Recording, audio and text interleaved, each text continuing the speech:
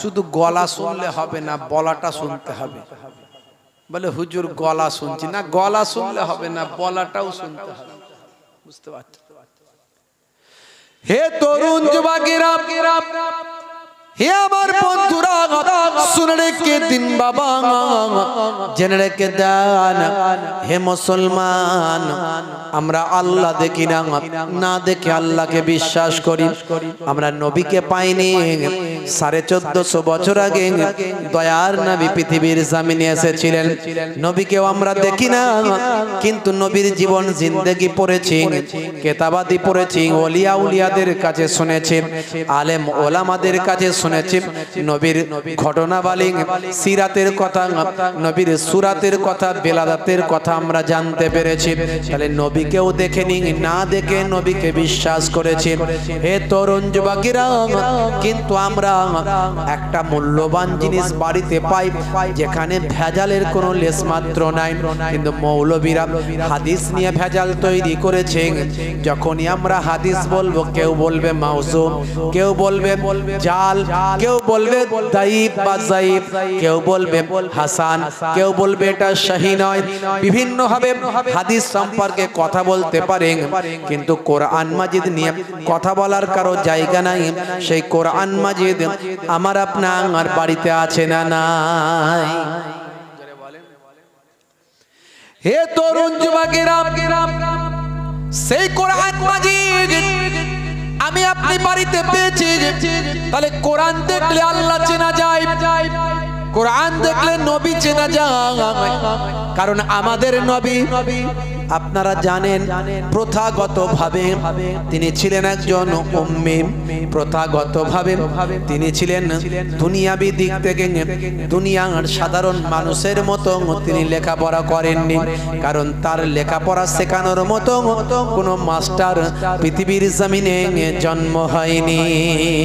তাই আমার নবীকে যিনি লেখাপড়া শিখিয়েছিলেন তিনি আর অন্য কেউ নন, তিনি হলেন স্বয়ং রব্বুল আলামিন আল্লাহ। নারে তাকবীর, নারে তাকবীর।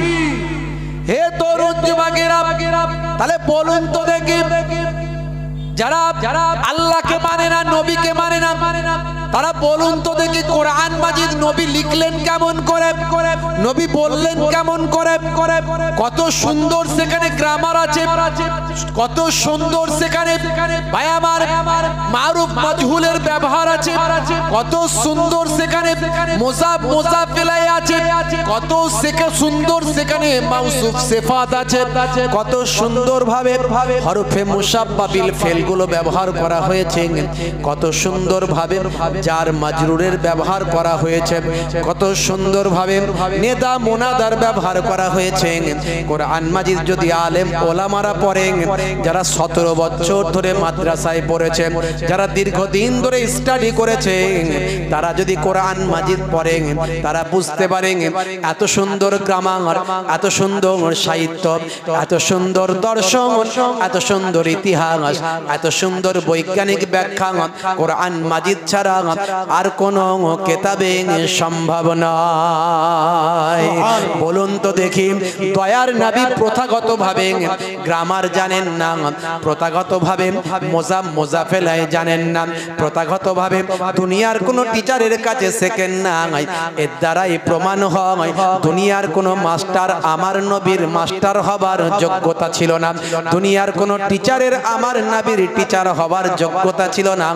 আমার নবীর মাস্টার যিনি, আমার নবীর টিচার তিনি হলেন এক আল্লাহ, সে আল্লাহর বাণী হলো আল কোরআন। কোরআন দেখে বিশ্বাস করা যায় যেটা আমার রাসূলের বাণী নয়, বরং এটা আল্লাহর বাণী, আল্লাহ আমার রাসূলের মুখ থেকে বের করেছেন। জোরে বলুন সুবহানাল্লাহ। কারণ কোরআনকে এই জন্যই বিশ্বাস করবেন যে কোরআন মাজিদ লিখতে গেলে এত বিশাল কিতাব কোন রাইটার যদি লিখতো তাহলে অসংখ্য ভুল বের হতো। আজ 1450 বছর ধরে পৃথিবীর বুকে কত বড় বড় পণ্ডিত এসেছে, কিন্তু কোরআনের ভুল বের করার ক্ষমতা কারো হয়নি। একটা লাইন ভুল বের করতে পারেনি। কিছু দুশ্মনে রাসূল, দুশ্মনে খোদা তারা বের করার চেষ্টা করেছে, কিন্তু তাদের জবাব দুনিয়ার মানুষ এমন দিয়েছে, তাদের দাঁত ভেঙে দিয়েছে, তাদেরকে লাজবাব করে দিয়েছে। তারা দুনিয়ার মানুষের কাছে পরাজিত হয়েছে, তো আল্লাহ এবং রাসূলের কাছে তারা কি করবে? দুনিয়ার মানুষের কাছে তারা পরাজিত হয়েছে। আজকে only one book except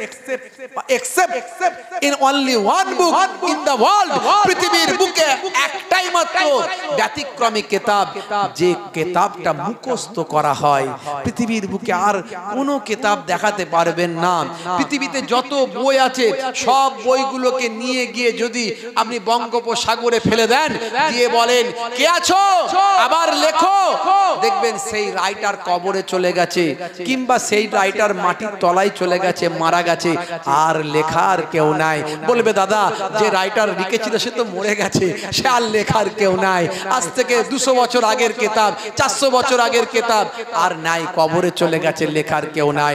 কিন্তু কোরআন মাজিদ only one book, আমার নবী পৃথিবীর জমিন ছেড়ে বিদায় নিয়ে, আল্লাহর নবী আল্লাহর রাসূল দুনিয়ার জমিন ছেড়ে প্রথাগতভাবে বিদায় নিয়ে মদিনার রওজায়ে আরাম ফরমাচ্ছেন, কিন্তু পৃথিবীর বুকে কোটি কোটি হাফেজে কোরআন তৈরি হয়েছে, যে কিতাবটা প্রতিনিয়ত তারা লিখে দেওয়ার ক্ষমতা রাখে। যদি আগুন লেগে ধ্বংস হয়ে যায়, ধ্বংস হয়ে যায় পৃথিবীর সব বইয়ের দোকান, তবু বিশ্ব থেকে হারাবে না পবিত্র কোরআন। করবে কেমন করে কোরআন ধ্বংস? আগুনের তেজ করবে কেমন করে কোরআন ধ্বংস? আগুনের তেজ আছে বিশ্বে ভরা অগণিত কোরআনে হাফেজ। তারা ছাপি আসমানি গ্রন্থ, তারা ছাপি আসমানি গ্রন্থ, বাঁচাবে ইসলামের সম্মান, তবু বিশ্ব থেকে হারাবে না পবিত্র কোরআন। সেই কোরআন মাজিদ হেফাজতের দায়িত্ব আল্লাহ স্বয়ং নিয়েছেন। তাই কোরআন মাজিদে আল্লাহ রাব্বুল আলামিন নিজে বলছেন, নাহানু নাযালনা যিকরা ওয়া ইন্না লাহু লাহাফিজুন। এই কোরআন মাজিদ আমি আল্লাহ নাজিল করেছি, আর এর হেফাজতের দায়িত্বটাও আমি আল্লাহ নিজেই গ্রহণ করেছি। হে তরুণ যুবকেরা, হে আমার বন্ধুরা, হে আমার মুরব্বিয়ানেরা, শুনে রেখে দিন বাবা, জেনে রেখে দিন বাবা, এই কোরআন মাজিদে বাবা 6666টা আয়াত, কিছু কম বেশি, তার মধ্যে 500টা আয়াত হলো আদেশ আর নিষেধের।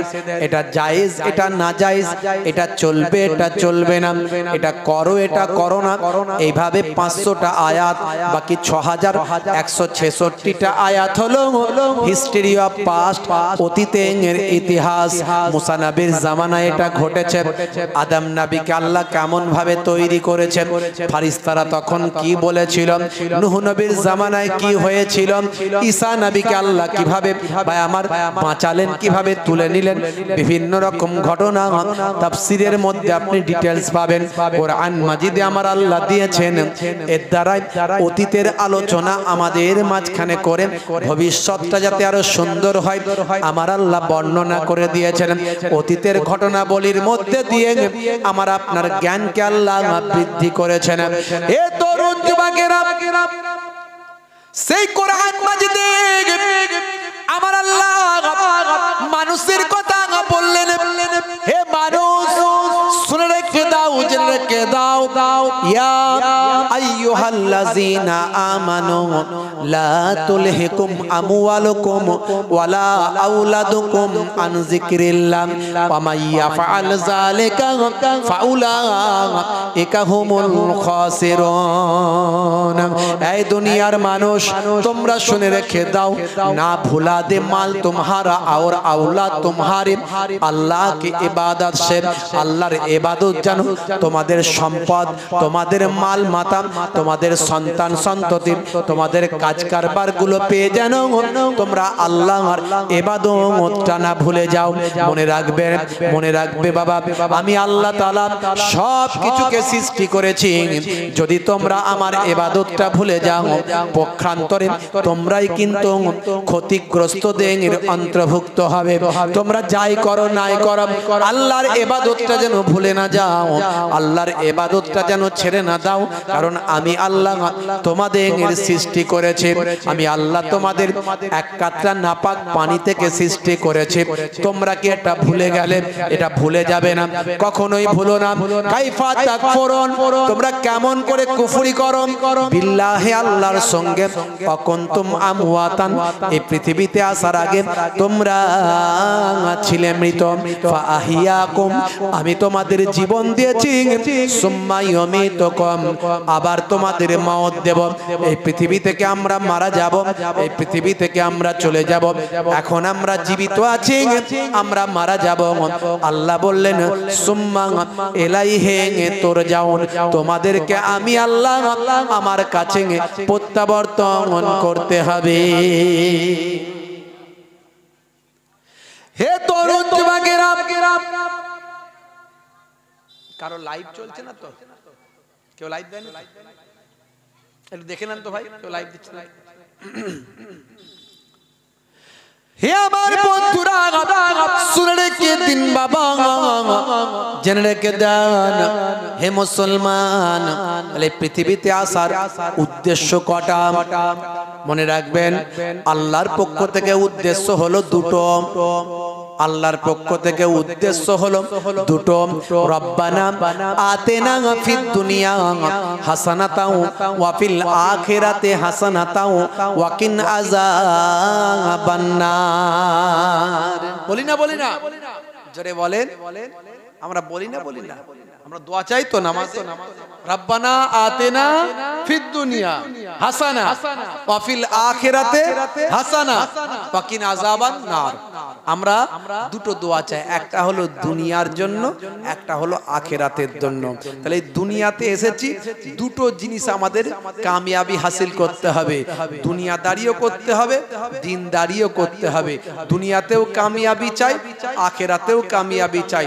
দুনিয়াতেও হাসানা চাই, আখিরাতেও হাসানা চাই। তাই আল্লাহ আমাদের শিখিয়ে দিয়েছেন, তোরা এই বলে দোয়া চা, আল্লাহ রব্বানা, হে আমাদের রব, আতিনা, আমাকে আমাদের ইতাআত করো, আমাদের দান করো, ফিদ দুনিয়া, দুনিয়ার মধ্যে হাসানা মানে কামিয়াবি, কল্যাণ। আমাদের দুনিয়াতে কল্যাণ দাও আর আখিরাতেও আমাদের কল্যাণ দান করো। জোরে বলুন সুবহানাল্লাহ। তাহলে দুনিয়া আখিরাতকে পেতে গেলে আমাদেরকে আল্লাহ এবং রাসূলের নির্দেশনা মানতে হবে, কোরআন এবং হাদিস পাকগুলোকে মানতে হবে। বুঝতে পারছেন? হে তরুণ যুবকেরা, হে আমার বন্ধুরা, শুনে রেখে দিন বাবা, জেনে রেখে দেন হে মুসলমান। তাহলে আল্লাহ এবং রাসূলের ভাই আমার নির্দেশনাগুলোকে আমাকে মানতে হবে, আপনাকে মানতে হবে। আল্লাহ এবং রাসূলের নির্দেশনা, আল্লাহর নির্দেশনা কোনগুলো? আল্লাহর নির্দেশনাগুলো হলো নামাজ, রোজা, হজ, যাকাত, হারাম, হালাল, জায়েজ, নাজায়েজ আছে না নাই? কোরআনে আল্লাহ যেগুলো হারাম বলেছেন মানতে হবে হারাম বলে, যেগুলো যেগুলো হালাল বলেছেন হালাল বলে মানতে হবে, যেগুলো করতে বলেছেন সেগুলো করতে হবে, যেগুলো নিষেধ করেছেন সেগুলো ছাড়তে হবে। তা'মুরুনা বিল মারুফ ওয়া তানহাউনা আনিল মুনকার, ভালো কাজের আদেশ করতে হবে আর খারাপ কাজের নিষেধ করতে হবে। এগুলো আল্লাহ কোরআন মাজিদে লিপিবদ্ধ করেছেন। এই ভালো কাজগুলোর মধ্যে সবচেয়ে বড় ইবাদত কোনটা? এই বড় ইবাদত আর অন্য কিছু নয়, সবচেয়ে বড় ইবাদত হলো আসসালাত। আসসালাত অর্থাৎ নামাজ আর নামাজ। সেই নামাজ আমাদের ছেড়ে দিলে হবে না। আপনি যাই কাজ করেন, যতই ভালো কাজ করেন, কিন্তু নামাজ ছেড়ে দিয়ে যদি ভালো কাজ করেন, ওই দুনিয়াতে আপনি কিছু পাবেন, আখেরাতে আপনার জন্য কিছু নাই। আখেরাতে কিচ্ছু নাই। আমি তাই এসি কমিটির ভাইদেরকে বলছিলাম, সব ভালো, মিলাদুন নবী করছো, জলসা দিচ্ছ, ওয়াজ নাসিহাত করছো, ভালো ভালো কাজ করছো, সোশ্যাল ওয়ার্ক করছো, সামাজিক কাজ করছো, সব ভালো, কিন্তু নামাজ ছেড়ে দিয়ে যদি করো তাহলে কিন্তু গন্ডগোল। নামাজ ছেড়ে দিয়ে করলে হবে না। নামাজ কিন্তু সবাইকে পড়তে হবে, বুঝতে পারছো? আজকে আমরা নামাজ ছেড়ে দিয়েছি, আমাদের ঘরের ছেলে পুলেরা নামাজ ছেড়ে দিয়েছে, তাই নামাজে আসতে হবে। হে তরুণ যুবকেরা, হে আমার বন্ধুরা, শুনে রেখে দিন বাবা, জেনে রেখে দেন, আমার আল্লাহ কোরআন মাজিদে 82 জায়গায় নামাজের কথা বললেন। বিভিন্ন জায়গাতে বিভিন্ন ভাবে নামাজের কথা বলেছেন। ওয়াকিমুস সালাত ওয়া আতুজ যাকাত ওয়া আরকাউ মা'আর রাকিন, তোমরা সালাতটা আদায় করো, যাকাতটা প্রদান করো, আর রুকুকারীদের সঙ্গে তোমরা রুকুটা করো। হে তরুণ যুবকেরা, অন্য জায়গায় আল্লাহ বললেন ইন্নাস সালাতা তানহা আনিল ফাহশাই ওয়াল মুনকার, নিশ্চয় নামাজ তোমাকে অশ্লীলতা অন্যায় থেকে দূরে সরিয়ে দেবে। এইভাবে নামাজের কথা অসংখ্য জায়গায় বলা হয়েছে। যদি কেউ ইচ্ছাকৃত ভাবে নামাজ ছেড়ে দেয়, রাসূলের হাদিস থেকে প্রমাণ পাওয়া যায় যে নামাজ ছেড়ে দিল, সে ভাই আমার দিনকে ধ্বংস করলো, দিনকে ধ্বংস করলো।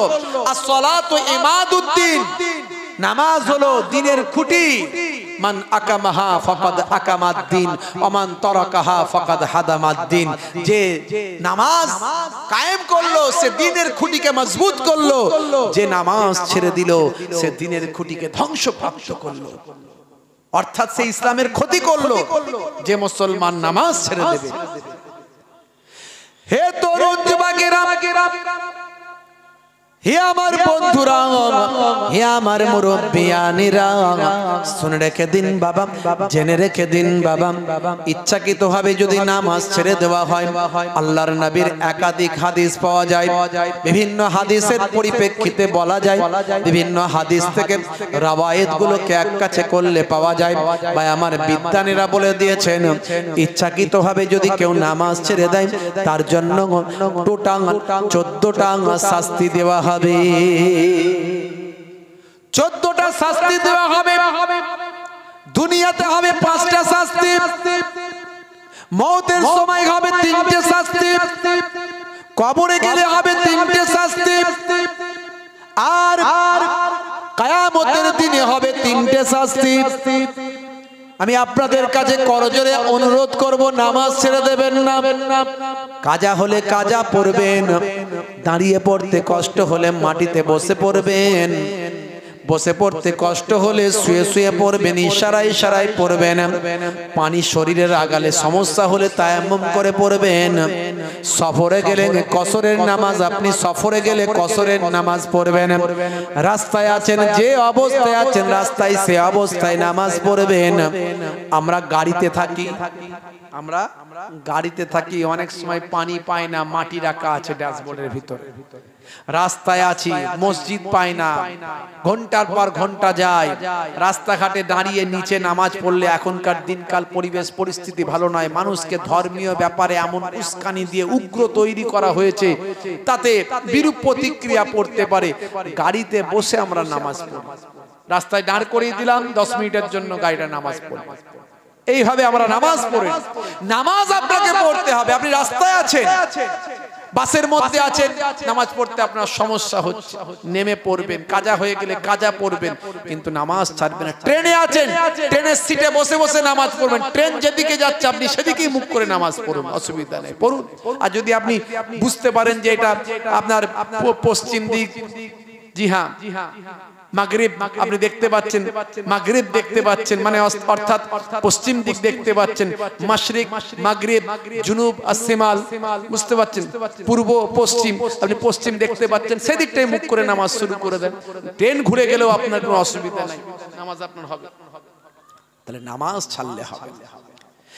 বন্ধুরা আমার, তরুণ যুবকেরা আমার, আজকে মসজিদগুলো ফাঁকা, আমরা মাশাআল্লাহ বিশাল জলসা করি, বিশাল ওয়াজের মাহফিল করি, বিশাল আমরা অনুষ্ঠান করি, বড় বড় সভা সমিতি করি, কিন্তু ওই পর্যন্তই আমাদের শেষ হয়ে যায়, যার জন্য এত কিছু আসল জায়গায় নাই।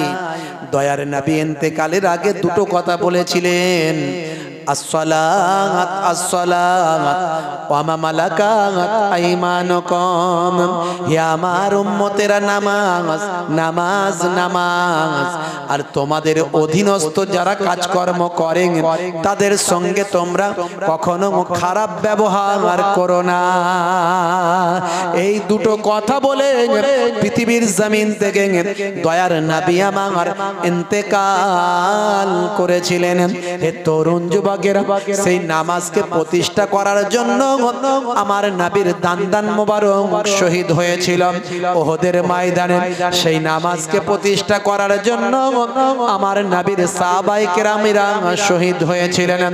হে তরুণ যুবকেরা, হে আমার মুরব্বিয়ানেরা, বন্ধুরা আমার, যুবকেরা আমার, যে অবস্থায় থাকেন না কেন নামাজ ছেড়ে দেবেন না।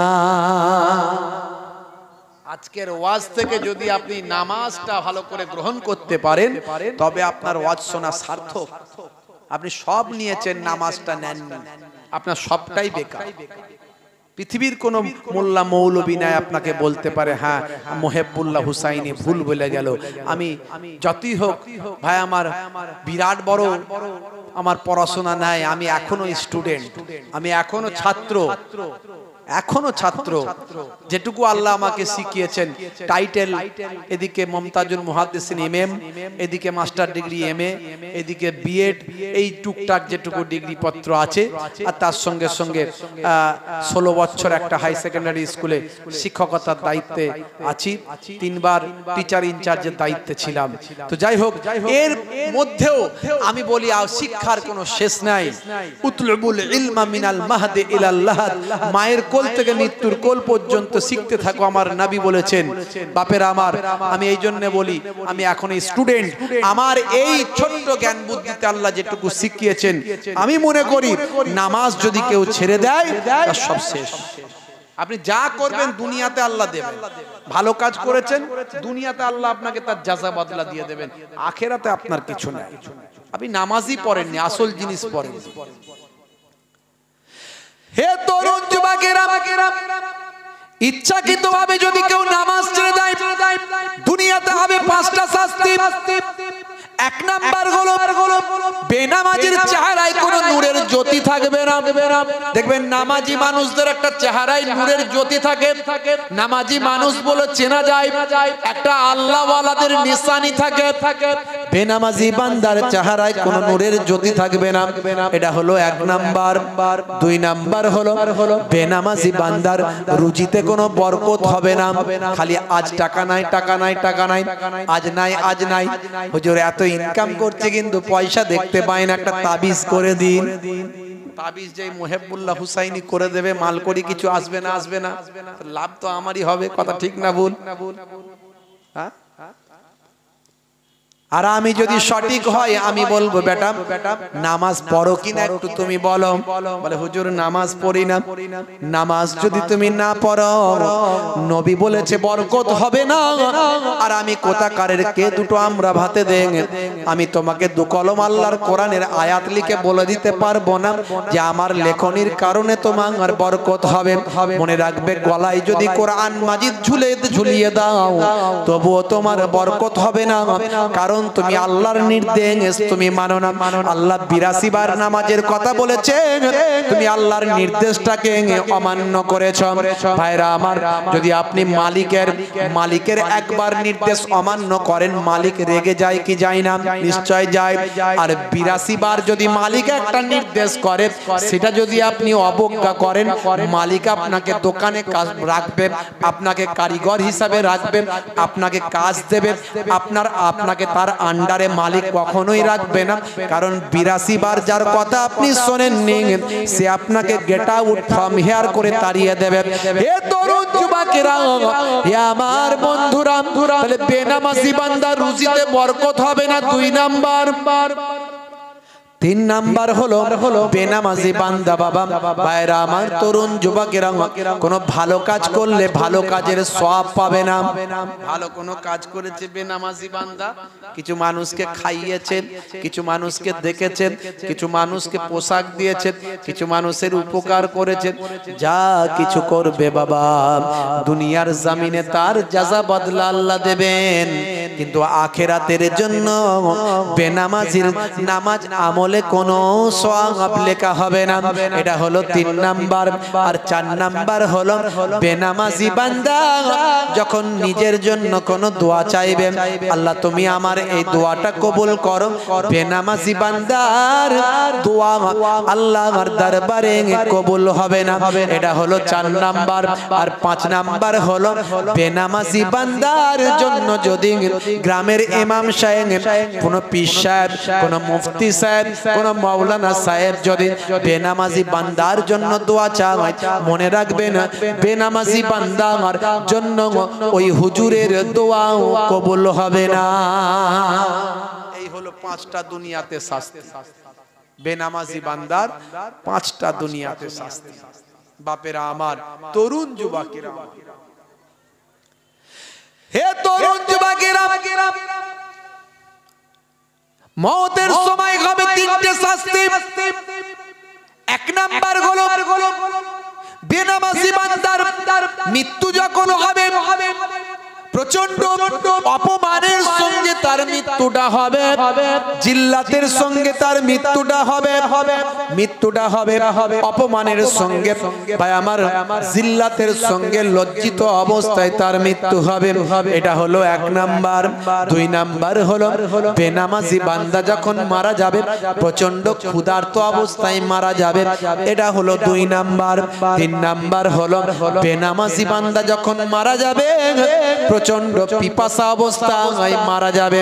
হে তরুণ যুবকেরা, এই 3টে হলো বেনামাজি বান্দার মওতের সময় শাস্তি। কবরে গেলে 3টে শাস্তি, কবরে গেলে 3টে শাস্তি। 1 নাম্বার হলো বেনামাজি বান্দা যখন কবরে যাবে তার 3টে শাস্তি হবে। প্রথম 1 নাম্বার, কবরের মাটিটা তাকে এমন ভাবে চেপে ধরবেন ভাই আমার তার একদিকের পাঁজরের হাড় অপর দিকের পাঁজরের হাড়ের মধ্যে ঢুকে যাবে। এটা হলো 1 নাম্বার শাস্তি। 2 নাম্বার সেকেন্ড টাইপ শাস্তি ভাই আমার দ্বিতীয় টাইপের শাস্তি যেটা হবে সেটা হলো বেনামাজি বান্দার কবরটা আগুনের টুকরা হয়ে যাবে। 2 নাম্বার শাস্তি। 3 নাম্বার শাস্তি যেটা থার্ড স্টাইলের শাস্তি যেটা হবে সেটা হলো বেনামাজি বান্দার কবরে একটা ভয়ঙ্কর সাপ নিয়োগ করা হবে, যে সাপটার নাম হবে সুজা আকরা সাপ। যে সাপটা একবার যদি দুনিয়ার জমিনে নিঃশ্বাস ছাড়ে কিয়ামত পর্যন্ত সেখানে আর ঘাস জন্ম নেবে না। এই ভয়ঙ্কর শাস্তি। বলে হুজুর আমরা তো কবরস্থানে মাঝে মাঝে যাই, গিয়ে কবরস্থানে হঠাৎ করে দেখা গেল একটা ক্রিকেট খেলতে খেলতে বলটা চলে গেছে, গ্রামের ছেলেরা বলটা তুলতে গেল, অনেকে সাহস করে না, অনেকে সাহস করে, বলটা তুলতে গিয়ে বলটা কবর থেকে যখন তুলছি, হুজুর কই ওই কোন রকম তো কই শাস্তি টাস্তি দেখতে পাচ্ছি না, আছে সাপ না আছে আগুন না আছে কি, মনে হতে পারে বন্ধুরা আমার তাদের কিভাবে শাস্তিটা হয় আমরা কিন্তু জানি না। আচ্ছা বলুন তো, আমরা স্বপ্ন দেখি না, মাঝে মাঝে দেখি না, স্বপ্ন দেখি তো, এই স্বপ্ন আপনি দেখছেন বসে শুয়ে শুয়ে ঘুমিয়ে ঘুমিয়ে স্বপ্ন দেখছেন যে আপনি হঠাৎ বাসে করে যাচ্ছেন, বাসটা অ্যাক্সিডেন্ট হলো, কত লোক মারা গেল, আপনার হাত কেটে একটা চলে গেছে এদিকে, আপনি থরথর করে কাঁপছেন, রক্ত বেরোচ্ছে, প্রচন্ড চিৎকার হইচই চেঁচামেচি, মানুষজন আচারকে ছুটে আসছে, একটা অন্য পরিবেশ, এই মধ্যে আপনি স্বপ্ন দেখছেন, অথচ আপনার বাড়ির লোক তারা কেউ বসে আছে, কেউ শুয়ে আছে, কেউ গল্প করছে, আর আপনি কিন্তু স্বপ্নের মধ্যে শাস্তি পাচ্ছেন, ভয়ঙ্কর একটা বিপদের মধ্যে আছেন। আবার আপনার ঘুমটা হুট করে ভেঙে গেল, হাত ফাত সব ঠিক আছে রে, আমি মরে যাইনি, বেঁচে আছি আমি, আমার রক্ত ভক্ত কিছু বেরোয়নি। এই যে শাস্তিটা হলো, স্বপ্নের মধ্যে একটা ঘটনা ঘটলো, এটা কি দুনিয়ার কোনো মানুষ দেখতে পাবে? এই দুনিয়ার কোনো মানুষ দেখতে পাবে? যারা ঘরে শুয়ে বসেছিল, হাসছিল, খেলছিল, তারা দেখতে পেয়েছে? আপনি স্বপ্নের মধ্যে পেয়েছেন। কবরের শাস্তিটা আল্লাহ কেমন ভাবে দেবেন দুনিয়ার মানুষ বলকুড়া থেকে দেখতে পাবে না। বোঝা গেল? এই বোঝা গেল? আল্লাহর ওলিরা কবরে মরে মুর্দানান মরে জিন্দা, আলেম ওলামা হুজুররা বলে এক শ্রেণীর মানুষ বাদর সব বাজে কথা, কবর খোলো তো দেখি কেমন জিন্দা আছে দেখি। আর কবরে জিন্দা থাকলে তো খেতে দিতে হবে, দিতে হবে না? কবরে জিন্দা থাকলে বাটি লাগবে, থালা লাগবে, বাসন লাগবে, ভাত লাগবে, তরকারি লাগবে, দেয়া হয় নাকি? কি খেয়ে বেঁচে আছে? আবার খেলে টয়লেট ফয়লেট করতে হবে, তার আবার কোথায় টয়লেট ফয়লেট কোথায় কি আছে? বলে না বলে না? আচ্ছা বলুন তো, মায়ের পেটে সন্তান জীবিত থাকে কি থাকে না? জোরে বলেন, জীবিত থাকে কি থাকে না? ভূমিষ্ঠ হওয়ার আগে সন্তান জীবিত থাকে কি থাকে না? তার কি থালা বাসন লাগে, পানি লাগে, টয়লেট করার জায়গা লাগে? মায়ের পেটটাই আল্লাহ যেভাবে সন্তানকে তার নিজের কুদরতি ক্ষমতায় জীবিত রাখেন, যারা আল্লাহর মাহবুব বান্দা হন, কবরে আল্লাহ তাদেরকে কিভাবে জীবিত রাখেন তিনিই জানেন, আমরা জানি না। আল্লাহর কোরআন কখনো মিথ্যা নয়, আমাদের বুঝতে ভুল হয়, আমরা বুঝি না বলে ব্যাখ্যা ভুল করি। বলে আল্লাহকে দেখি না মানবো কি করে, আল্লাহকে দেখতে পাই না, আল্লাহকে দেখি না আল্লাহকে বিশ্বাস করব কি করে? আচ্ছা আমরা এমন অনেক জিনিস দেখতে পাই কিন্তু আমরা সেগুলোকে ধরতে পারি না। পারি? আচ্ছা পানিকে আপনি ধরতে পারেন? পানি আছে না নাই? পানি আছে না নাই? ধরতে পারেন? পারবেন না। আগুন, আগুনকে ধরতে পারেন? বলেন আগুন ধরতে পারেন? আগুন আছে না নাই? আছে, ধরতে পারেন? পারেন না। বাতাস, বাতাস, বাতাসকে তো দেখাও যায় না আর ধরাও যায় না। তাহলে আপনি কি করে ভাবছেন যে আল্লাহকে দেখবেন তবে মানবেন? আল্লাহকে দেখাও যায় না, ধরাও যায় না, কিন্তু আল্লাহকে অনুভব করা যায়। আর সবচেয়ে বড় আল্লাহকে পাওয়ার নিদর্শন হলো আল কোরআন। আমি প্রথমেই বলেছি এই কোরআন মাজিদ থেকে আপনাকে আল্লাহকে বিশ্বাস করার সবচেয়ে বড় নমুনা। কারণ আমার নবী তিনি দুনিয়াবি প্রথাগতভাবে উম্মি ছিলেন, অর্থাৎ দুনিয়াবি তিনি কোনো টিচারের কাছে পড়াশোনা করেননি। প্রথাগতভাবে আমরা যেমন শিক্ষায় শিক্ষিত হই, নবী সেভাবে হননি। তাহলে নবী গ্রামার জানলেন কি করে, ইতিহাস জানলেন কি করে, ভূগোল জানলেন কি করে? কোরআন মাজিদ খুলুন, বিজ্ঞান পাবেন, ভূগোল পাবেন, দর্শন পাবেন, ইতিহাস পাবেন, গ্রামার পাবেন, ম্যাথ পাবেন, সবটাই কোরআনে পাবেন। আমার নবী দুনিয়াবি ভাবে যদি হতেন, দুনিয়াবি ভাবে জানলেন কি করে? আমার নবীর শিক্ষক হলেন আল্লাহ। আল্লাহ যেমন বলে দিয়েছেন তেমন নবী মুখ থেকে বলেছেন, সেটাই লিখিত হয়েছে আল কোরআন। নারায়ে তাকবীর, নারায়ে তাকবীর, নারায়ে রিসালাত, নারায়ে তাকবীর। তাহলে এই কথাগুলো দিয়ে আপনাকে বুঝতে হবে আল্লাহ আছেন, নবী ছিলেন, কোরআন সত্য, জান্নাত জাহান্নাম হবে, দুনিয়ার আমাদেরকে ভালো কাজ করতে হবে, একদিন আমাদের বিচার হবে, সেদিনে নেকি আর বধি আমাদের হাতে দেওয়া হবে পাপ আর পুণ্যি। বন্ধুরা আমার, তাহলে কবরে গেলে হবে তিনটে শাস্তি বেনামাজি বান্দার, আর তিনটে হবে কিয়ামতের দিনে। হে তরুণ যুবকেরা, হে আমার বন্ধুরা, শুনে রেখে দিন বাবা, জেনে রেখে দেন হে মুসলমান, একটুখানি লক্ষ্য করুন বাবা ভাইরা আমার, তরুণ যুবকেরা, কিয়ামতের দিনে তিনটে শাস্তি হবে। এক নাম্বার হলো কিয়ামতের দিনে আমার আল্লাহ তাআলা হাসরের ময়দানে ওই বেনামাজি বান্দার দিকে রহমতের দৃষ্টিতে তাকাবেন না। হাসরবাসীদের দিকে যখন রহমতের দৃষ্টিতে আমার আল্লাহ তাকাবেন, সকলের জন্য ওটা হলো সবচেয়ে বড় পাওনা। দুনিয়াতে আমরা আল্লাহ দেখিনি, কিন্তু হাসরের ময়দানে এমন একটা সময় আসবে জান্নাতীরা আমার আল্লাহর দিদার পাবে বাবা, এটা তাদের জন্য বড় পুরস্কার। আমার আল্লাহ হাসরবাসীদের দিকে রহমতের দৃষ্টিতে তাকাবেন, কিন্তু বেনামাজি বান্দার দিকে রহমতের দৃষ্টিতে আমার আল্লাহ তাকাবেন না। এটা হলো এক নাম্বার শাস্তি। দুই নাম্বার গোলাম, হে তরুণ যুবকেরা, হে আমার বন্ধুরা, শুনে রেখে দিন বাবা, জেনে রেখে দেন হে মুসলমান, বেনামাজি বান্দার আমল নামাটা ডান হাতে দেওয়া হবে না, পেছন দিক থেকে ঘুরিয়ে বাম হাতে দেওয়া হবে। এটা হলো হাসরবাসীদের সামনে তাকে অপমান করা হবে, জিল্লাতের মধ্যে পড়বে, এই অপমানিত হবে বেনামাজি বান্দার। এটা হলো দুই নাম্বার শাস্তি।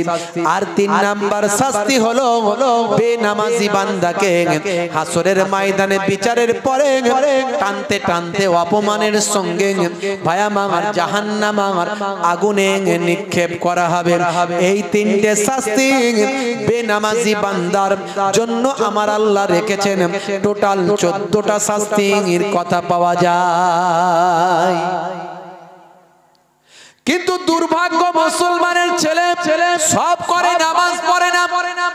নামাজের সময় হলে বলে হুজুর কাজ আছে, কাজ করবো না, নামাজ পড়বো।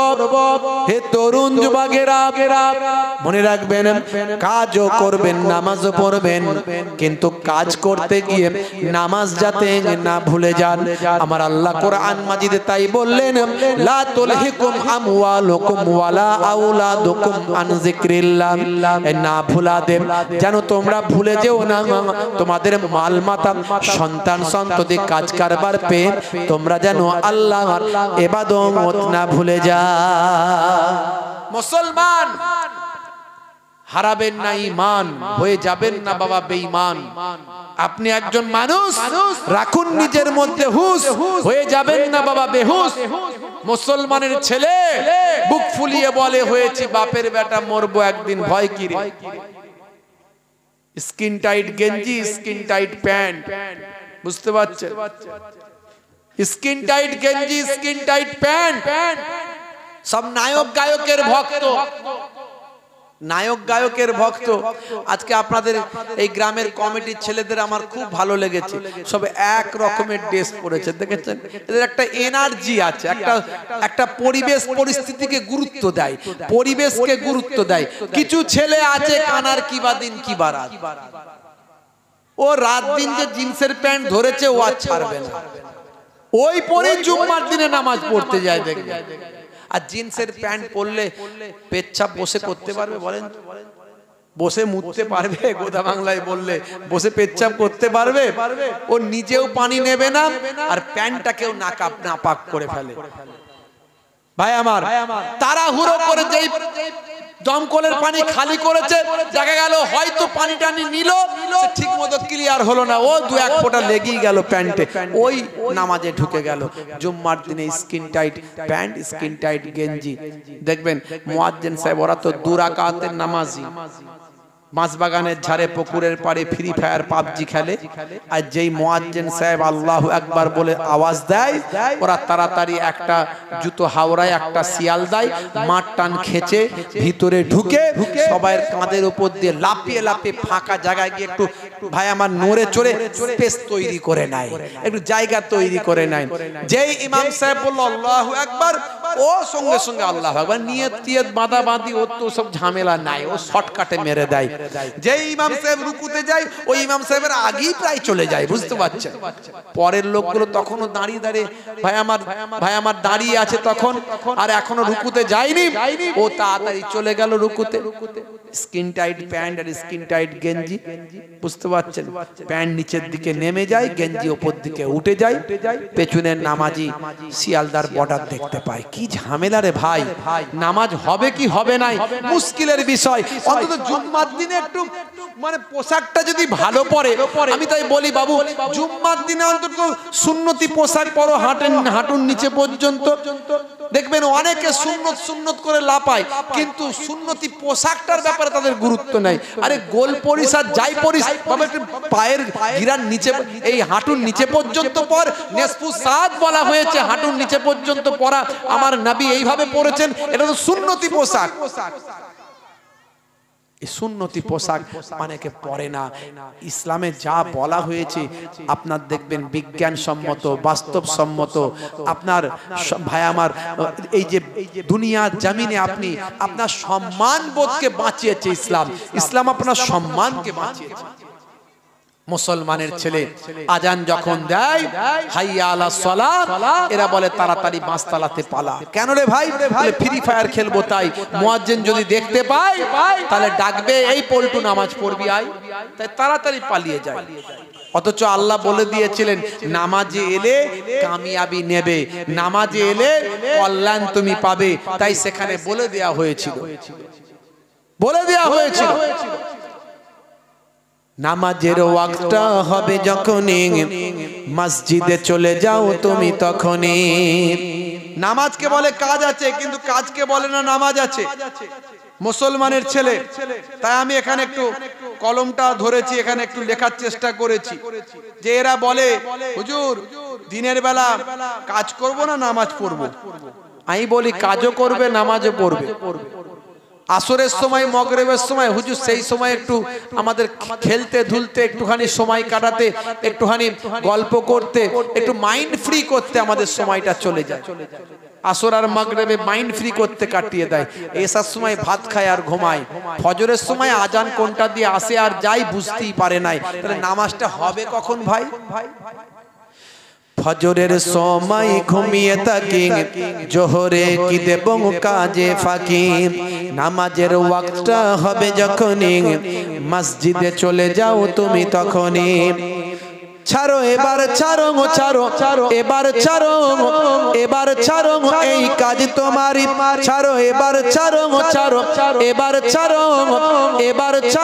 এই কাজ তোমারই নামাজের ওয়াক্তটা হবে যখনই মসজিদে চলে যাও তুমি তখনই নামাজের ওয়াক্তটা হবে যখনই মসজিদে চলে যাও তুমি তখনই নামাজের ওয়াক্তটা হবে যখনই মসজিদে চলে যাও তুমি তখনই তোমার বাঁচা আর তোমার মরা লেখেন মোর প্রভু আমারি নামাজের ওয়াক্তটা হবে যখনই মসজিদে চলে যাও তুমি তখনই জোরে হবে না জোরে হবে না ফজরের সময় ঘুমিয়ে থাকি জোহরে কি দেব কাজে ফাঁকি ফজরের সময় ঘুমিয়ে থাকি জোহরে কি দেব কাজে ফাঁকি রাখো এসব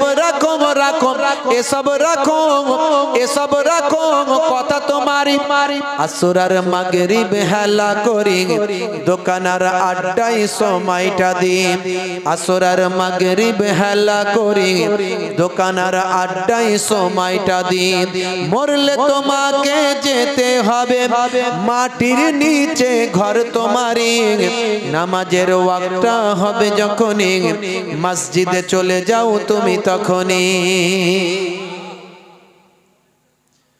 এশার সময় ঘুমিয়ে পড়ি শরীরটা ক্লান্ত মেলিয়ে দিন এশার সময় ঘুমিয়ে পড়ি শরীরটা ক্লান্ত মেলিয়ে দিন না না এসব বলো না এসব বলো না এসব বলো না বান্দা তুমি না না এসব বলো না এসব বলো না এসব বলো না বান্দা তুমি রুটি রুজি দিচ্ছে যিনি জীবন মরণের মালিক তিনি রুটি রুজি দেওয়ার মালিক কে যারা বলেন কে কারবার করেছেন খদ্দের আনার মালিক কে আর চাষটা করেছেন ফসলটা ফলিয়ে দেওয়ার মালিক কে তাহলে রুটি রুজি দেওয়ার মালিক আল্লাহ অথচ সে আল্লাহর নির্দেশকে আমরা ভুলে যাই রুটি রুজি দিচ্ছে যিনি জীবন মরণের মালিক তিনি তোমায় আমায় জীবন দিয়ে ভালো রেখেছেন প্রভু আমারই নামাজের ওয়াক্ত হবে যখনই মসজিদে চলে যাও তুমি তখনই জোরে হবে না জোরে হবে না তাহলে সেই নামাজ ছেড়ে দেবেন না সেই নামাজ ছেড়ে দেবেন না আপনি নামাজ ছেড়ে দিলে আল্লাহ নারাজ হয়ে যাবে আল্লাহ নারাজ হয়ে যাবে সেই নামাজ ছেড়ে দেবেন না মনে রাখবেন বাবাজি আল্লাহর নেক বান্দা হয়ে যান এই জন্যই প্রথমে আমি নামাজের কথা বললাম এরপর নামাজের সঙ্গে সঙ্গে আরো ফরজ ইবাদত অনেক আছে অনেক হারাম হালালের বিষয় আছে আমি সেদিকে যাচ্ছি না নবীর সুন্নতগুলোকে মেনে চলুন এবার এসে গেলাম সুন্নত বেশি আলোচনা করব না একটা ফরজ ইবাদত নিয়ে বললাম এবারে সুন্নত সুন্নত নবী যেগুলো শিখিয়েছেন সেগুলো সুন্নত কথা ঠিক না ভুল নবী যেগুলো করেছেন সেগুলো আমাদের জন্য সুন্নত নয় নবী যেগুলো করেছেন সেগুলো আমরা করতে পারবো নবী যেগুলো করতে বলেছেন সেগুলো আমাদের জন্য সুন্নত মনে রাখবেন নবী যা করেছেন আপনি পারবেন করতে নবী 11টা বিবাহ করেছেন পারবেন যারা বলে সব হাদিস আমরা মানি আমরা হাদিস ছাড়া আর কিছু মানি না বাবু আচ্ছা যদি তুমি মানো সব হাদিস যদি মেনে চলো অর্থাৎ বাস্তবায়িত করো তাহলে নবী 11টা বিবাহ করেছেন তুমি পারবে যারা বলেন পারবে অনেকে আমার নবীর বিবাহ সংক্রান্ত বিষয় নিয়ে প্রশ্ন তোলে না হ্যাঁ তোলে দেখবেন তাদের জবাব আমরা অনেক দিয়েছি হ্যাঁ আসলে কেউ যদি জেগে ঘুমায় তাকে তো তোলা যাবে না কথা ঠিক না ভুল আপনি কারো দিকে একটা আঙ্গুল তুললে একটা আঙ্গুল কিন্তু আপনার নিজের দিকে আছে প্রথম অ্যানসার এটা হলো প্রথম অ্যানসার তুমি আমার নবীর বিষয়ে যখন কথা বলবে তখন তুমি তোমার নিজের বিষয়গুলোর দিকে একটু ভেবে চেক করে দেখে নাও শুধু চেক করে শুধু দেখে নাও এটা প্রথম অ্যানসার 2 নাম্বার আমার নবী 11টা যে বিবাহ করেছেন তার 4টে কারণ ছিল আপনারা নবীর সম্পর্কে কতটা স্টাডি করেছেন জানি না যারা স্টাডি করেছে তারা জানেন আমার নবী 25 বছর বয়সে 40 বছরের বিধবাকে বিবাহ করেছিলেন ভাই আমার আমরা জানি এই ভারতবর্ষের বুকে উজ্জ্বল নক্ষত্র আমরা যাকে সম্মান করি স্যালুট জানাই তিনি হলেন কি তিনি হলেন কে who is man who is person কে সেই ব্যক্তি তিনি হলেন ভাই আমার যাকে বাহারুল উলুম বলা হয় বিদ্যার সাগর বলা হয় ঈশ্বরচন্দ্র বিদ্যাসাগর তার নাম তাকে আমরা জ্ঞানের সাগর বলি তিনি তার প্রচেষ্টায় বাল্য বিবাহ রোধ হয়েছে বিধবা বিবাহ আইন প্রচলন হয়েছে তার প্রচেষ্টায় আমরা জানি ইংরেজদের গভর্নরদেরকে সঙ্গে নিয়ে তিনি এই সমস্ত আইনগুলো করার চেষ্টা করেছিলেন রাজা রামমোহন রায়ের নাম আধুনিক ভাই আমার জাতীয়তাবাদের যাকে জনক বলা হয় বুঝতে পারছেন রাজা রামমোহন রায় সতীদাহ প্রথা আগে মহিলাদের আমাদের মুসলিমদের মধ্যে এটা ছিল না কিন্তু অন্যান্য ভাইদের মধ্যে ছিল যে স্বামী মারা গেলে জীবন্ত জ্যান্ত স্ত্রীকে চিতায় তুলে দেয়া হতো মানে জ্যান্ত পুড়িয়ে মারা হতো এসব বন্ধ করতে গিয়ে তাদের অনেক ঘাত প্রতিঘাতের শিকার হতে হয়েছে তো বন্ধুরা আমার সেই ঈশ্বরচন্দ্র বিদ্যাসাগর তিনি তার তার পুত্রর একজন বিধবার সঙ্গে বিবাহ দিয়েছিলেন, দিয়ে তিনি বিধবা বিবাহ আইন এই ভারতবর্ষের বুকে লাগু করার চেষ্টা করেছিলেন। 1450 বছর আগে বিশ্বনবী প্রথম বিধবা বিবাহ আইন প্রচলন করছেন। 1450 বছর আগে সারা পৃথিবীর বুকে ইসলামের মধ্যে বিধবাদের যে বিবাহ করার অনুমতি আছে, এটা 1450 বছর আগে নবী নিজে প্রথম 25 বছরের যুবক 40 বছরের বিধবাকে বিবাহ করে তখনই ইসলামের মধ্যে বিধবা বিবাহ আইন প্রচলন করেছিলেন। এবং যতদিন পর্যন্ত আম্মাজান খাদিজা হায়াতে ছিলেন ততদিন সেকেন্ড বিবাহ নবী করেননি। পরবর্তীকালে আল্লাহর নির্দেশে বাকি বিবাহগুলো করেছিলেন। তার 4টে কারণ বিজ্ঞানীরা দেখিয়েছে। একটা হলো সামাজিক কারণ, একটা হলো রাজনৈতিক কারণ, একটা হলো বৈধতার কারণ, আর একটা হলো এডুকেশনাল কারণ, শিক্ষা বিষয়ক কারণ।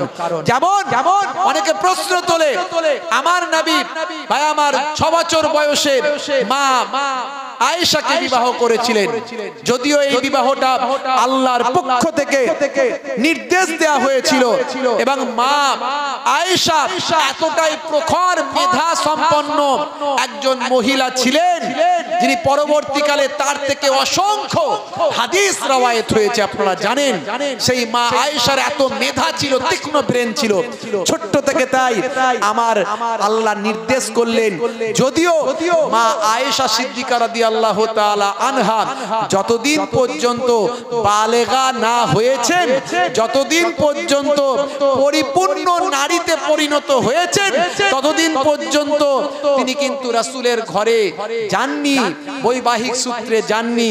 কিন্তু বিবাহটা আগে হয়েছিল, অর্থাৎ এটা আল্লাহর নির্দেশে হয়েছিল।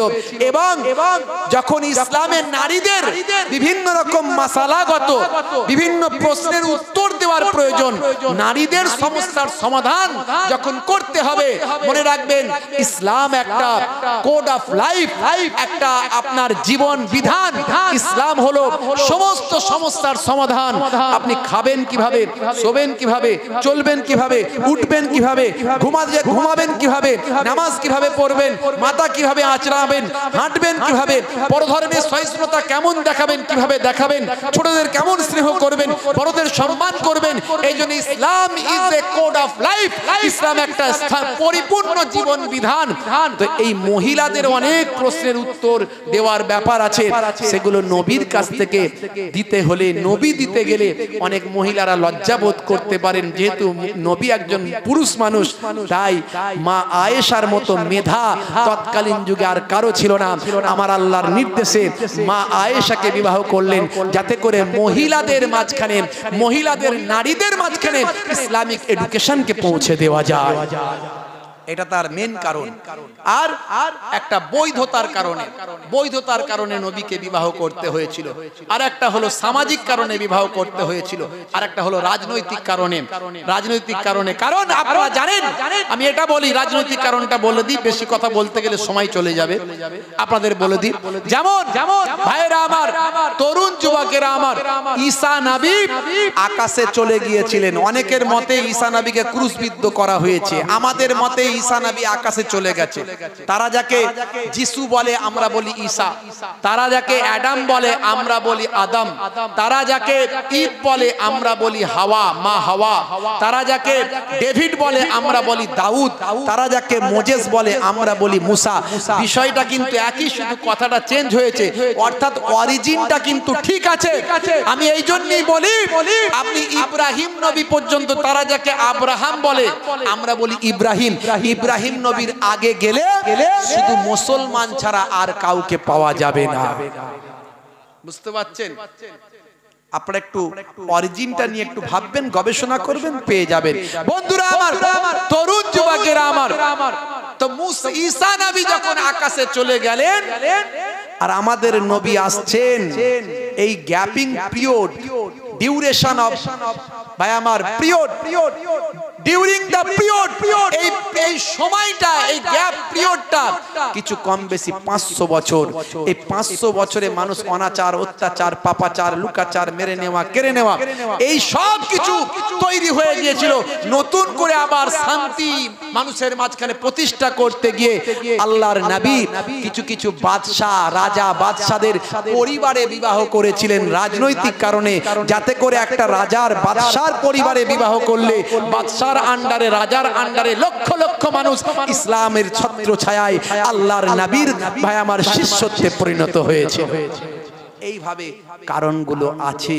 তাই সেই কারণগুলো নিয়ে আমি আর ব্যাখ্যা করতে চাইছি না, অনেক সময় চলে যাবে। বাপেরা আমার, তো নবীর সুন্নতগুলোকে আপনাকে মানতে হবে। রাসূলের সুন্নত যেগুলো নবী করতে বলেছেন সেগুলো আমাদের জন্য সুন্নত। নবী যা করেছেন আমরা পারবো না। পারবো?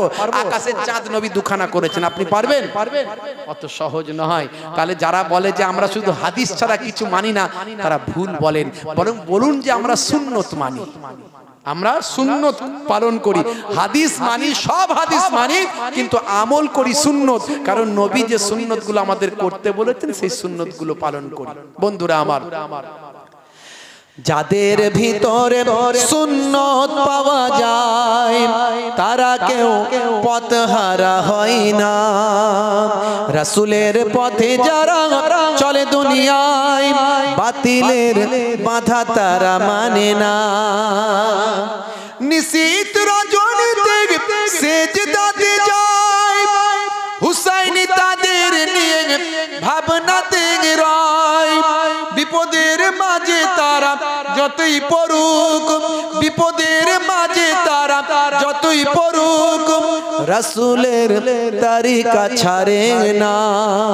যাদের ভিতরে সুন্নত পাওয়া যায় তারা কেউ পথহারা হয় না। রাসূলের পথে যারা চলে দুনিয়ায় বাতিলের বাধা তারা মানে না। বন্ধুরা আমার, তরুণ যুবকেরা আমার, মুরব্বিয়ানেরা আমার, রাসূল আমার যে সুন্নতগুলো বলেছেন সুন্নতগুলো পালন করুন। বসে পানি পান করা অভ্যাস করুন। বসে পানি পান করা সুন্নাত, বসে পানি পান করা সুন্নত। চায়ের দোকানে গিয়ে আমাদের ঘরের ইয়ং ছেলেরা ঢাক ঢাক করে চালিয়ে দেয়, আছে না নাই? এক জগ পানি দাঁড়িয়ে দাঁড়িয়ে মেরে দেয়। যদি একটুখানি, এখানে আমাদের অনেকগুলো নালি আছে, বুঝতে পারছেন? হ্যাঁ, আরবিতে অনেকগুলো নাম আছে, হুলকুম, মারি, এরকম নাম আছে, বুঝতে পারছেন? শাহরগ, সব নাম আছে। আর বাংলাতেও আমরা বলি খাদ্য নালী, শ্বাস নালী, বিভিন্ন রকম নালীর নাম বলি। একটা নালীর মাল যদি অন্য নালীতে ঢুকে যায়, নাক দিয়ে মুখ দিয়ে বেরোবে তখন, বুঝতে পারছেন? এই জন্য ইসলাম বলেছে বসে পানি পান করো।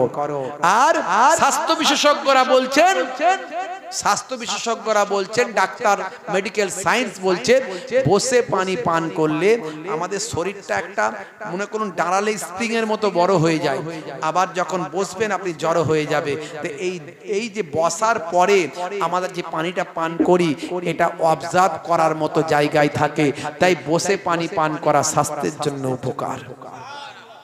এরকম একটা নয়, একটা দুটো নয়, অসংখ্য। নবী সারা জীবন আপনার ঘুম থেকে ওঠা থেকে ঘুমাতে যাওয়া পর্যন্ত আপনার সমস্ত কাজগুলো কেমন হবে নবী সুন্নতে, রাসূলের সুন্নতের মধ্যে দিয়ে সব নবী বলে দিয়েছেন, এইভাবে জীবন যাপন করো, সেই সুন্নতগুলোকে মেনে চলুন। আর এই ফরজ এবং সুন্নতগুলো যে মানবেন, আপনার মাস্টার কে হবে? কে আপনাকে শিখিয়ে দেবে? কে আপনাকে দেখিয়ে দেবে? কার পরামর্শে আপনি চলবেন? জুব্বা পরলি কি সে হুজুর হয়ে গেল নাকি? এখন জুব্বা পরে স্টেজে গালাগালি করছে, আছে না নাই? রাগ করবেন না।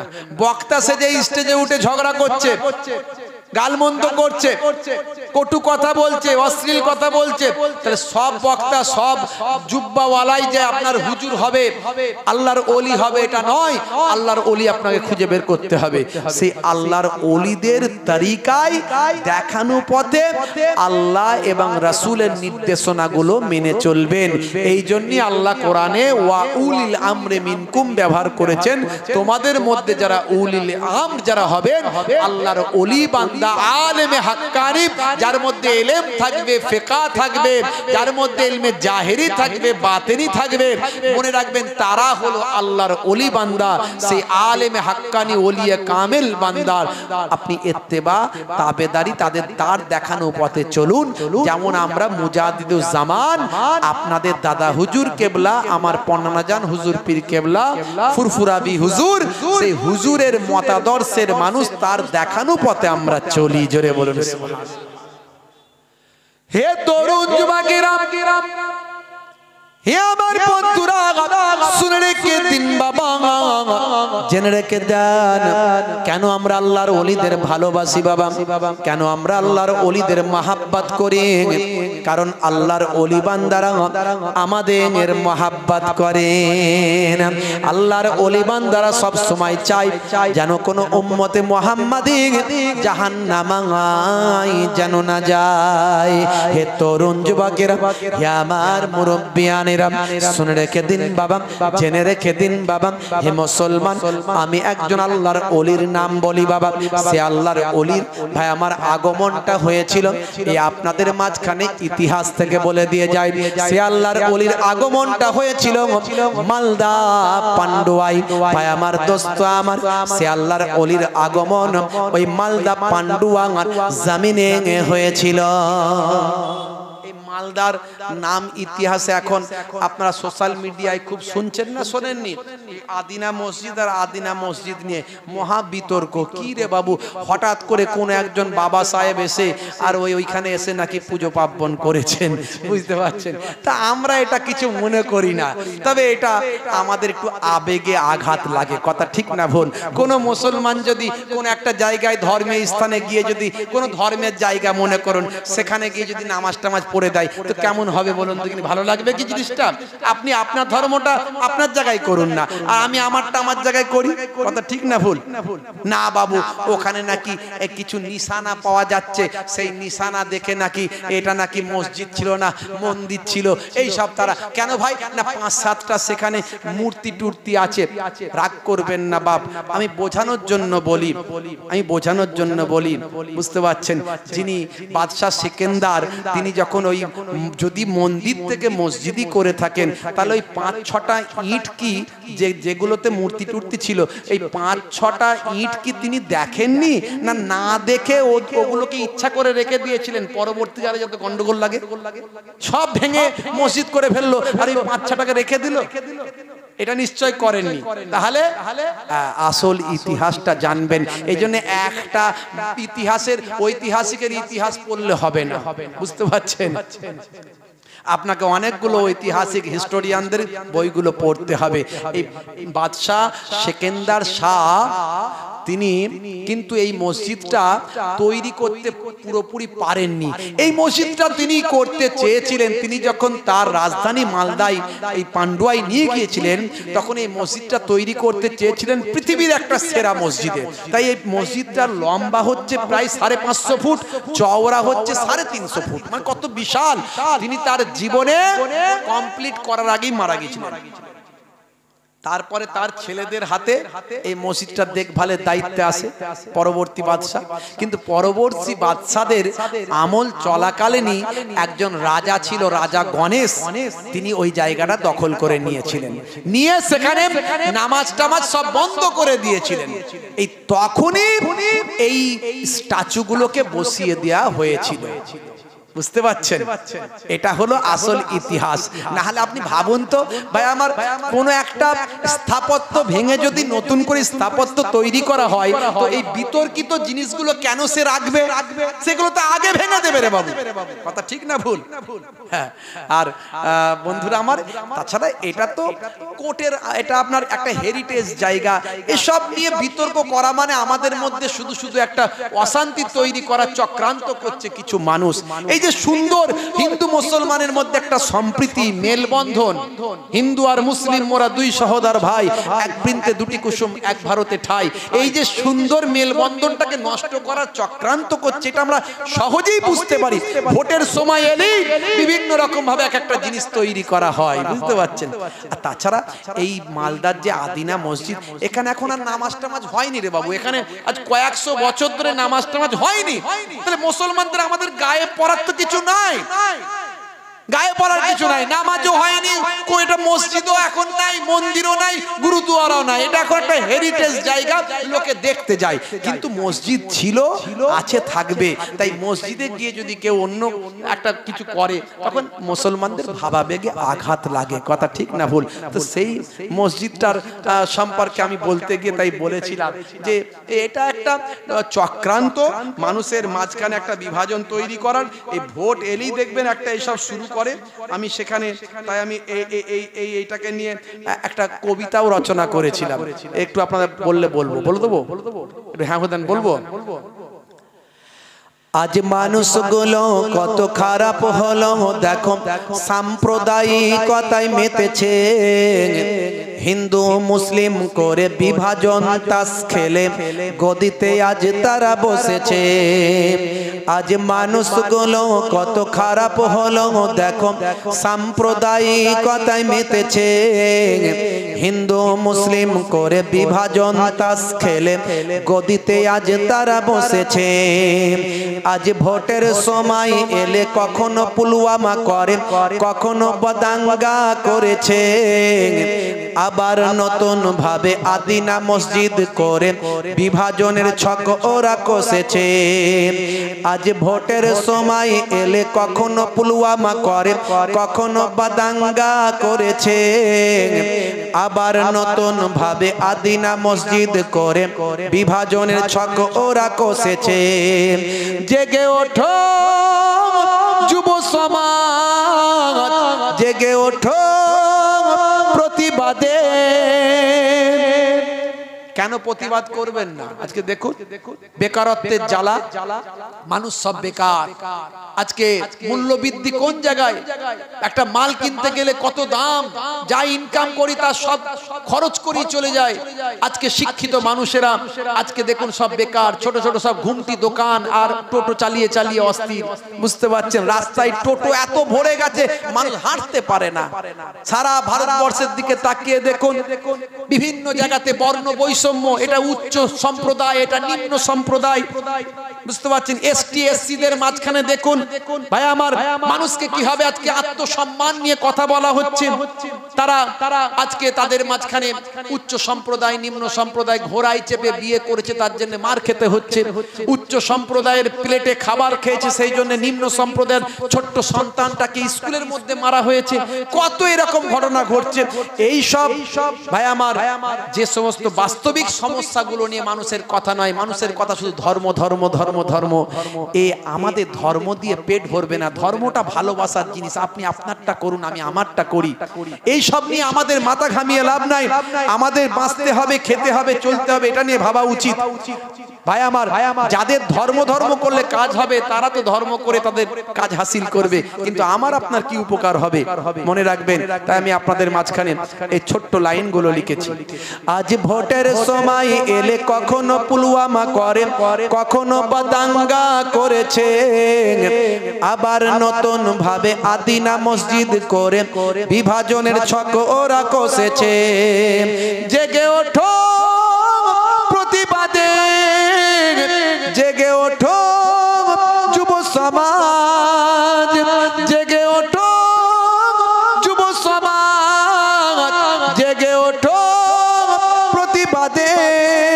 মানুষগুলো কত পথের ধারে দেখো ক্ষুধার তাড়নায় মরে, মানুষগুলো কত পথের ধারে দেখো ক্ষুধার তাড়নায় মরে।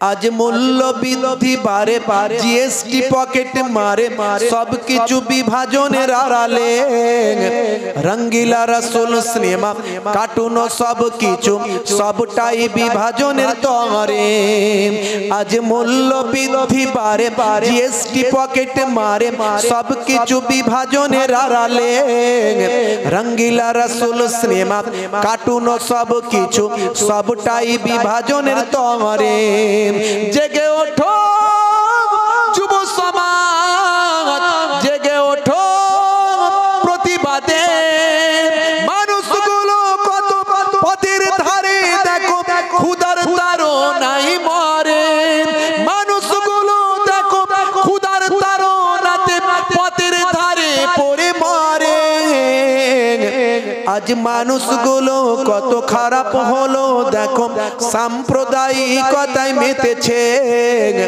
হিন্দু মুসলিম করে বিভাজন তাস খেলে গদিতে আজ তারা বসেছে আজ ভোটের সময় এলে কখনো পুলওয়ামা করে কখনো বা দাঙ্গা করেছে আবার নতুন ভাবে আদিনা মসজিদ করে বিভাজনের ছক ওরা কষেছে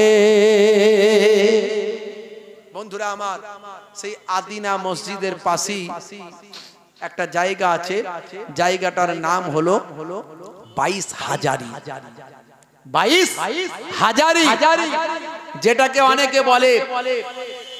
যেটাকে অনেকে বলে জালাল হুজুরের চিল্লাখানা আজও সেই ঘরটা আছে আমি এই মালদায় গেলি প্রায় মাঝে মাঝে ওই 22 হাজারিতে যাই একটু জিয়ারত করতে বড় বড় আল্লাহর ওলিদের রওজা আছে আপনারা যাবেন একবার আদিনা মসজিদের পাশেই দেখবেন রওজা আছে নূর কুতুবে আলম পান্ডুবি হুজুরের রওজা আছে দেখবেন ওখানে বড় বড় আল্লাহর ওলি অসংখ্য আল্লাহর ওলিদের রওজা আছে আর ওই জন্য মাঝে মাঝে আদিনা মসজিদে আমি অনেকবার গেছি বুঝতে পারছেন হ্যাঁ এই যে আপনারা মিডিয়ায় ফিডিয়ায় যেগুলো দেখছেন এর অনেকটাই বানানো অনেকটাই কাল্পনিক হ্যাঁ ওই কয়েকটা ছোট ছোট মূর্তি দেওয়ালে লাগানো আছে বুঝতে পারছেন এগুলো একেবারে যে পরিকল্পিতভাবে লাগানো এটা পরে বুঝতেই পারা যাচ্ছে কারণ মেন জায়গায় লাগানো যদি কেউ ভেঙে কিছু করে তো নিশ্চয়ই ওগুলোকে তো আগে ভাঙতো কথা ঠিক না ভুল বাপরে আমার তরুণ যুবকেরা আমার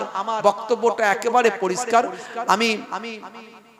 আমি বলছি আপনাদের মাঝখানে সব রাজা বাদশারাই যে ঠিক করে গেছেন তা নয় আবার সবাই যে ভুল করেছেন তা নয় যদি কেউ ভুল করে থাকে নিশ্চয় তার রিমেডি আছে মনে রাখবেন আর মুসলমানদের মসজিদ এবং মাদ্রাসা কোনো জবরদখল জায়গায় হয় না হয় যদি জবরদখল জায়গায় যদি মসজিদ হয় যদি সেটা প্রমাণিত হয় যে এটা জবরদখল করা জায়গায় মসজিদ সেটা কোর্টকেও ভাঙতে হবে না কোনো বুলডোজারও লাগবে না আর কোনো প্রশাসনকেও ভাঙতে হবে না মুসলমানরাই সেখানে নামাজ পড়বে না বরং ভেঙে দেবে কথা ঠিক না ভুল কারণ কোনো জবরদখল করা জায়গায় মুসলমানদের নামাজ হয় না মনে রাখবেন বাপজি আমার তরুণ যুবকেরা আমার সেই আদিনা মসজিদের পাশেই আল্লাহর ওলির রওজা বুঝতে পারছেন আল্লাহর ওলিদের রওজা জিয়ারত করলে পাবেন একদিনকার ঘটনা কেন আমরা আল্লাহর ওলিদের ভালোবাসি এই কথা বলতে গিয়ে আমি এই ছোট্ট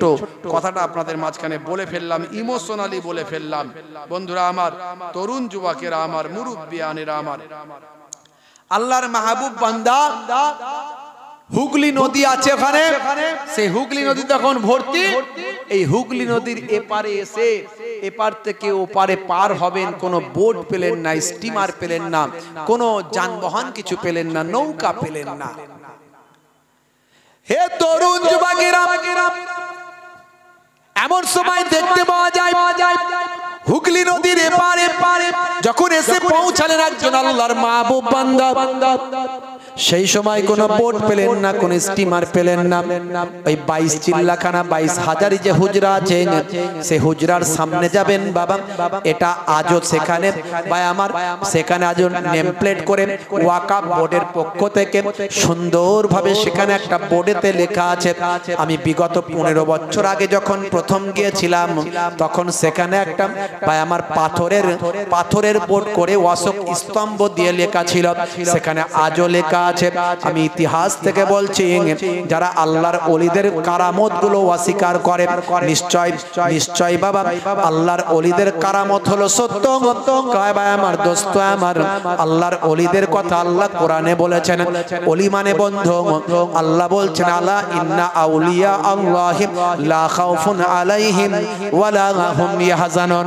হে দুনিয়ার মানুষ, তোমরা আল্লাহর ওলি বান্দা যারা হয়ে যায়, যারা আমার ওলি বান্দা হয়, আমি আল্লাহ বলি তাদের কোনো খৌফ নাই, ডর নাই। আমি আল্লাহ বলি তাদের কোনো চিন্তা নাই।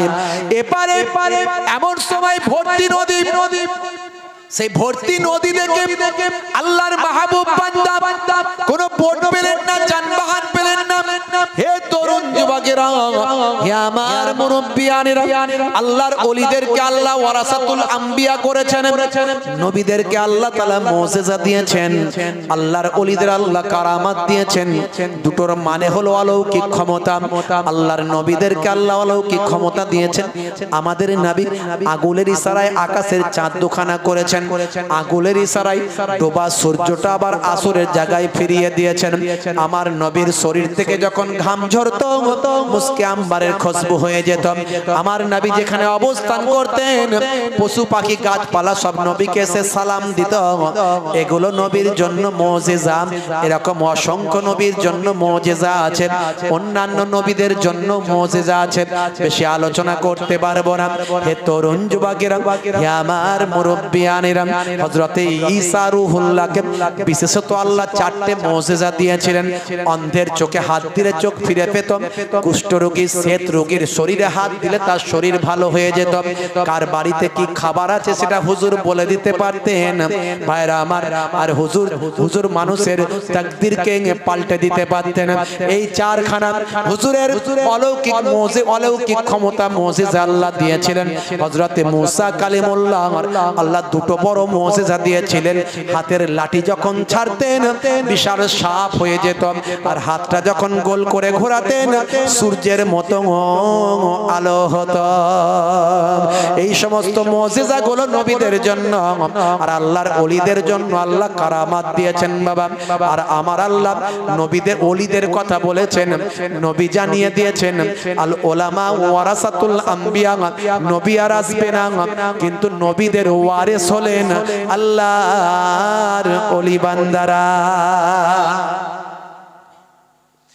ভর্তি নদীর ওপারে যাবার জন্য তিনি কিছু না পেয়ে পকেট থেকে নিজের কাঁধ থেকে রুমালটাকে বিছিয়ে দিলেন। ভর্তি নদীর উপর পা দিলেন, top top top top top top করে এপারে চলে আসলেন।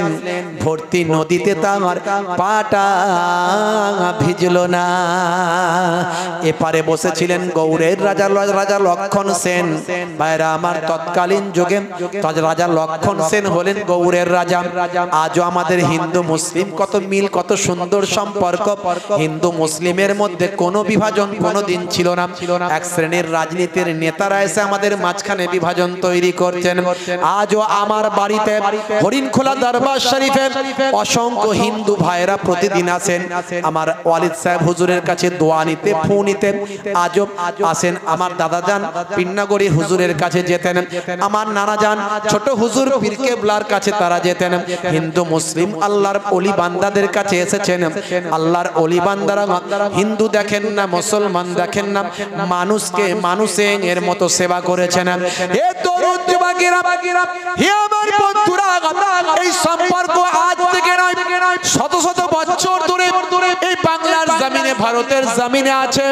হে মুসলমান, একটু খেয়াল করুন, হে তরুণ যুবকেরা একটু লক্ষ্য করুন। রাজা লক্ষণ সেন এসে বলেছিলেন, বাবা পীর সাহেব, আমি শুনেছিলাম মুসলমানদের যারা প্রকৃত পীর হন তাদের প্রভু অনেক ক্ষমতা দিয়েছেন।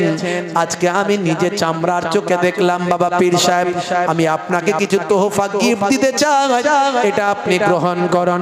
রাজা মশাইয়ের কথা শুনে হুজুর বললেন, বাবা আমি তো আপনার কোনো উপকার করি না, আপনি কেন আমাকে গিফট দেবেন?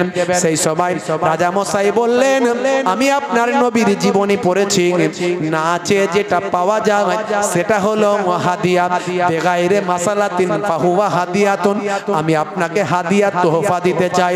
সেটা জোর করে রাজা মশাই যতটুকু দিয়েছিলেন সেটা 1 বিঘে 2 বিঘে সম্পত্তি নয়, ইতিহাসের পৃষ্ঠায় লেখা আছে 22,000 বিঘে আল্লাহর ওলি বান্দার নামে লিখে দিয়েছিলেন। হে তরুণ যুবকেরা, সেই জায়গাতে আল্লাহর ওলি বহুদিন পর্যন্ত ছিলেন। রাজা মশাই আল্লাহর ওলিকে বড্ড ভালোবাসতেন, আল্লাহর মাহবুব বান্দার এই কারামাত দেখে তিনি মুগ্ধ হয়েছিলেন। আমি আমার কলমে তাই লিখেছি, আল্লাহ তোমার কাছে ডাকি বারে বার, কেন সারা দাও না বলো একবার, তোমারই করুণায় ধন্য হতে চাই, দয়াতে তোমারই বেঁচে আছি তাই, করুণা তোমার ও গো মাবুদ করো, করুণা তোমার ও গো মাবুদ করো, আমি যে অসহায় ডাকি বারে বার, আল্লাহ তোমার কাছে ডাকি বারে বার, কেন সারা দাও না বলো একবার। জোরে হবে না, জোরে হবে না। আল্লাহর ওলি মালদা এলো, হুগলি নদীর পারে থামিল, আল্লাহর ওলি মালদা এলো, হুগলি নদীর পারে থামিল, নৌকা না পে রুমাল বিছায়, পায়ে হেঁটে নদী পার যে হলো। জোরে হবে না।